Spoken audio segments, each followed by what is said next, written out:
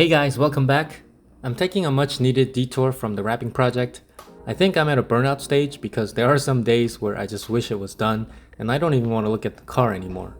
So in an effort to refresh my mentality, I thought I would give myself a quick distraction and ordered an H-pattern shifter for my sim rig. The last time I showed my sim rig was when I built it.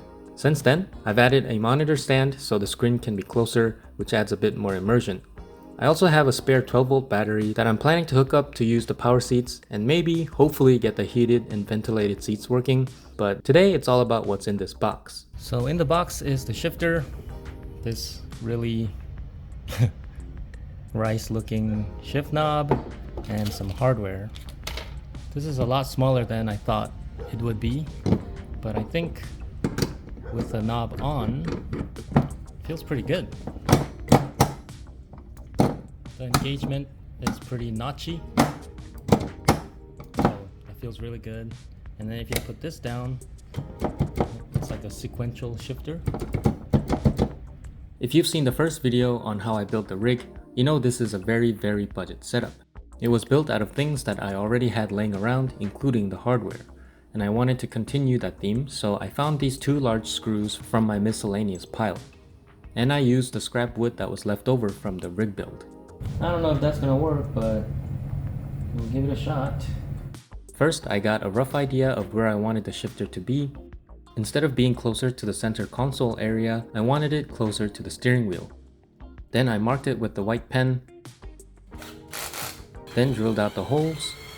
Or I'm gonna use a washer, that's probably a better idea.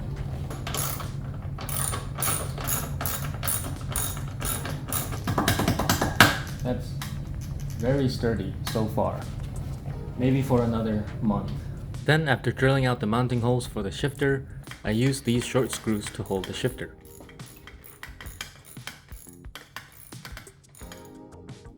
I just remembered I also reinforced the whole sim rig with these L brackets. Now that was another improvement that I made, and I have one left over, so I'm gonna use it there.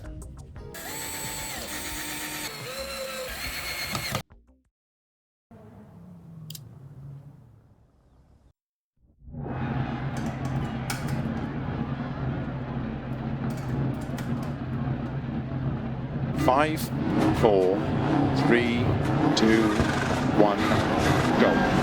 50, 6 left 30, turn square right. Into 3 left long, opens up a crest, into 5. For the crazy low price of $45-ish, my first impression of this product is excellent.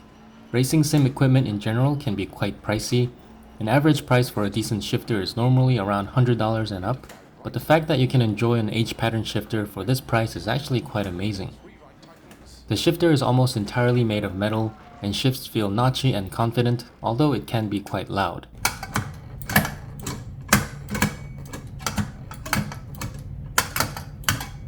The mounting is easy and essentially any game will recognize this on PC because they are basically micro switches.